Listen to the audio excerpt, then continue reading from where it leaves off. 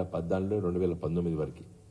తర్వాత రాష్ట్ర ప్రభుత్వం మరి మోడీ గారి దగ్గరికి వెళ్ళి లోకల్ రిజర్వేషన్స్ పకడ్బందీగా చేపించినాం.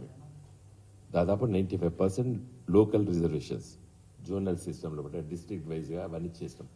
వాటిని కొంచెం డిస్టర్బ్ చేయదని కోరుతున్నాను నేను ఈ ప్రభుత్వాన్ని. ఎందుకంటే చాలా లోతుగా ఆలోచించి పరిశీలించి ఆనాడు ఉన్నటువంటి పరిస్థితులను అర్థం చేసుకొని కొత్త జిల్లాలు ఏర్పడ్డ తర్వాత అవన్నీ కూడా మంచిగా సెటిల్ అయిపోయినాయి. మీరు దాంట్లో ఏలు పెట్టినంటే మనకి లిటిగేషన్ స్టార్ట్ అయ్యి మన నిరుద్యోగ యువకులకి ఆశాభంగం కలుగుతుంది. కాబట్టి ఇప్పుడు టీఎస్ ఉంటే టీజీ ఇదేదో సింబల్ మార్చుతామని చెప్పిర్రు. ఏది మన తెలంగాణ సింబుల్ని, తర్వాత తెలంగాణ తల్లి బొమ్మను మార్చుతామని చెప్పిర్రు. గట్ల గిట్ట గివిట్లా మార్చుడు పీర్చుడు మొదలు పెడితే పెద్ద గందరగోళం అవుతుంది. నేను నిరుద్యోగ యువకుల తరఫు కోరే రిక్వెస్ట్ ఏంటంటే మన తెలంగాణ బిడ్డలకి, తెలంగాణ పిల్లలకి, గ్రామీణ ప్రాంతాల్లో ఉన్న పిల్లలకి తెలంగాణ ఒక విధంగా ఎదగలేదు, ఒక విధంగా అభివృద్ధి జరగలేదు. తెలంగాణ లోపల చాలా ప్రాంతాలు అడవి ప్రాంతాలు ఉన్నాయి. పూర్వపు ఆదిలాబాదు, పూర్వపు కరీంనగర్ జిల్లా, పూర్వపు వరంగల్ జిల్లా, ఖమ్మం జిల్లా, మహబూబ్ నగర్ జిల్లా, రంగారెడ్డి జిల్లా. కాబట్టి మనం చాలా లోతుగా పరిశీలించి మనము ఆ జోనల్ సిస్టమ్ విధానాన్ని కూడా చాలా స్పష్టంగా, అంటే ఒక దగ్గర ఉన్నటువంటి వాళ్ళు అవకాశాలు బాగా ఉండే అభివృద్ధి ఫలాలు తిన్నటువంటి వాళ్ళకే కాకుండా దూరం ఉన్నటువంటి పేద వర్గాలు, ముఖ్యంగా ఎస్సీలు, ఎస్టీలు, వెనుకబడ్డ తరగతులు, పిల్లలు ఎక్కడైతే కుటుంబాలు ఎక్కడైతే జీవిస్తున్నారో ఆ కుటుంబాలకి బాగా జరగాలని చెప్పి ఆలోచన చేసి మరి ఆ నిర్ణయాలు తీసుకున్నాం. కాబట్టి రేవంత్ రెడ్డి గారిని, అదేవిధంగా ప్రొఫెసర్ కోదండరామ్ గారిని, పదే కోదండరామ్ గారి పేరు ఎందుకు చెప్తున్నంటే ఆయన పాపము ఉద్యమ కాలంలో జేఏసీలో పనిచేసారు. తర్వాత నిరుద్యోగ యువకులు కూడా చాలాసార్లు మాట్లాడింది కదా. కాబట్టి ఇప్పుడు ఒక బాధ్యతలు వచ్చినాయి, పవర్ సెంటర్ అయిపోయారు మీరు ఇప్పుడు. కాబట్టి నిన్నదాకా మీరు వాళ్ళ తరఫున మాట్లాడారు, ఇప్పుడు వాళ్ళకి మీరు పనిచేసేటువంటి శక్తి మీకు వచ్చింది, మీకు ఆ బాధ్యతలు వచ్చినాయి. కాబట్టి ఈ 1,99,940 ఉద్యోగాన్ని తొందరగా ఒక 20 రోజుల పాటు ఐడెంటిఫై చేయాలి. ఏ డిపార్ట్మెంట్లు ఉన్నాయి. ఎందుకంటే ఇదివరకు మేము ఇచ్చిన 1,60,000 ఏ డిపార్ట్మెంట్లు ఇచ్చినామనేది మా దగ్గర లెక్క ఉన్నది. వెరీ ఈజీ ఇది. Animal husbandry cooperation department, animal husbandry dairies development, fisheries department, backward class welfare, energy సెక్రటరీలా 52,000 ఉద్యోగాలు, తర్వాత ఎన్విరాన్మెంట్లో 2,000 ఉద్యోగాలు, ఫైనాన్స్ సెక్రటరీలో 28, జనరల్ అడ్మినిస్ట్రేషన్లో 219, మెడికల్ అండ్ హెల్త్ లోపల 6,121, తర్వాత హోమ్ సెక్రటరేట్ అంటే 31,185, ఈ పోలీసు వాళ్ళు వీళ్ళు, తర్వాత ఇండస్ట్రీస్ డిపార్ట్మెంట్లో 20, ఇరిగేషన్ డిపార్ట్మెంట్లో 895, అప్పుడు ఏఈలను రిక్రూట్ చేసాం. తర్వాత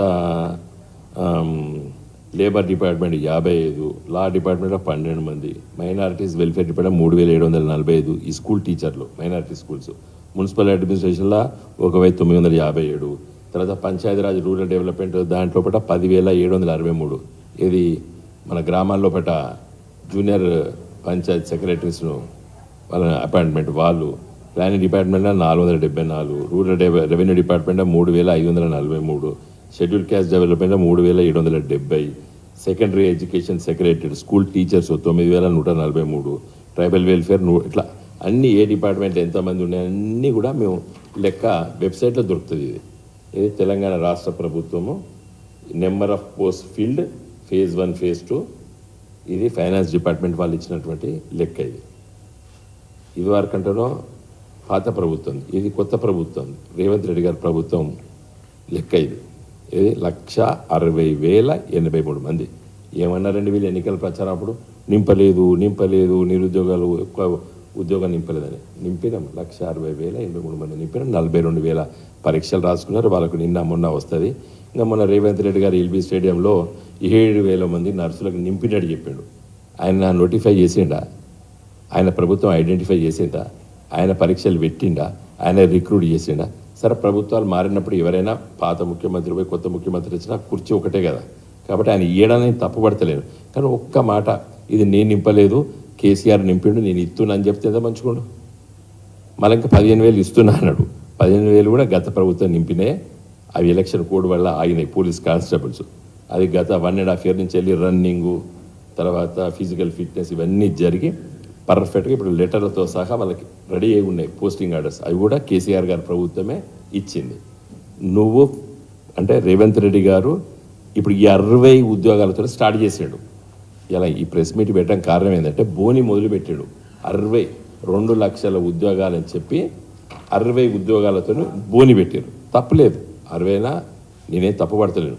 కానీ ఈ 1,99,940 మాత్రం ఒక నెల రోజుల పాటు ఐడెంటిఫై చేసి ఒక గీ డిపార్ట్మెంట్లో గిన్నె ఉన్నాయి, గీ డిపార్ట్మెంట్లో అని చెప్తే పిల్లలు చదువుకుంటారు. మీరు అన్నట్టు December 31, 2024 వరకే ఇవ్వండి. ఎందుకంటే అంత తొందరగా జరగలేదు, నింపలేము. నేను కూడా ఒక మన రాజకీయాల్లో ఉండొచ్చు కానీ ఏది పడుతుంది మాట్లాడద్దు కదా, టైం పడుతుంది. మీరు మంచిగా నింపండి, 2 లక్షల ఉద్యోగాలు నింపండి. కానీ December 31 నింపండి. కానీ ఏ ఉద్యోగాలు ఎన్ని డిపార్ట్మెంట్లో మాత్రం ఈ February మాసంలో చెప్పాలి. దీని వాయిదా లేదు. ఎందుకంటే ఇది 5 నిమిషాలు దొరుకుతుంది లెక్క. ఏ డిపార్ట్మెంట్లో ఎన్ని ఉన్నాయి అనేది మీరు చిత్తశుద్ధి నుండి మీరు మీ చీఫ్ సెక్రటరీ డైరెక్షన్ ఇచ్చి మీ అన్ని డిపార్ట్మెంట్లో ప్రిన్సిపల్ సెక్రటరీకి డైరెక్షన్స్ ఇచ్చేసి వాళ్ళ మీటింగ్లు పెట్టుకొని వారం రోజులు రమ్మంటే వాళ్ళు వారం రోజుల కూడా లెక్కలు పట్టుకొని వస్తారు ఇన్ని ఉద్యోగాలు ఖాళీగా అని చెప్పి. ఎందుకంటే కోదండరామ్ గారు, రేవంత్ రెడ్డి గారు, బండి సంజయ్ గారు 2 లక్షలు నేను చెప్పాను కదా. కాబట్టి అవన్నీ ఐడెంటిఫై చేయండి, మంచిగా ప్రకటన చేయండి, పరీక్షలు పెట్టండి, పిల్లల్ని రిక్రూట్ చేయండి. జై తెలంగాణ.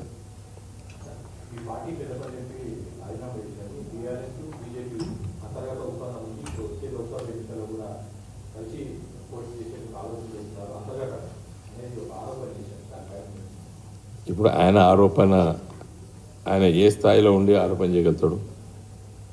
ఇప్పుడు ఆయన ఊహాజనితమైంది. ఇప్పుడు చాలామంది చెప్తూనే ఉన్నారు బీఆర్ఎస్ పార్టీ బీజేపీ కలిసిందని కాంగ్రెస్ వాళ్ళు అంటారు.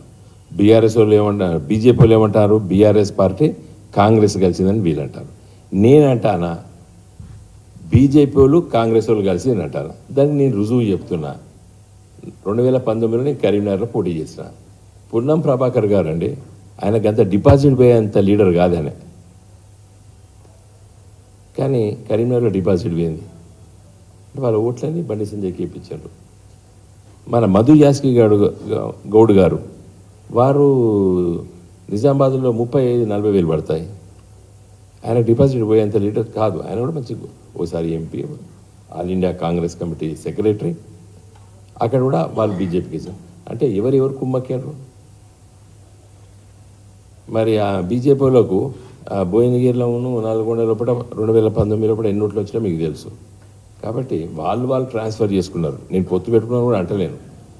కానీ 2014 తర్వాత టీఆర్ఎస్ పార్టీ, నేటి బీఆర్ఎస్ పార్టీ బీజేపీతో కానీ కాంగ్రెస్తో కానీ మేము పొత్తు పెట్టుకోలేదు, పెట్టుకోము కూడా. ఇలా వెంకటేష్ గారు ఆయన పార్టీ మారాలనుకున్నాడు, మారిండు. దానికి ఆరోపణ చేసేందుకు మారాలి. నేను ఉంటే గెలవను కావచ్చు, కాంగ్రెస్ పోతే గెలుతా కావచ్చు అని చెప్పచ్చు కదా మంచిగా పబ్లిక్. దాంట్లో ఏమున్నది? అట్లా అందరు అన్నిసార్లు గెలుతారా?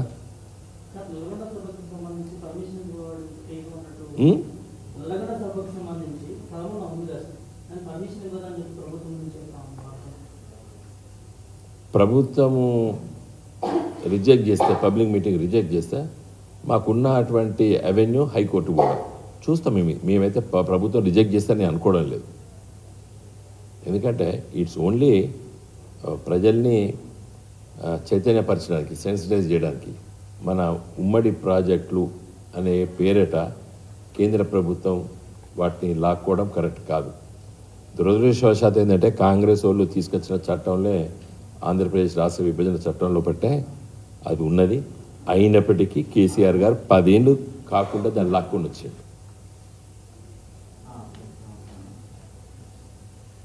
ఓకే, మన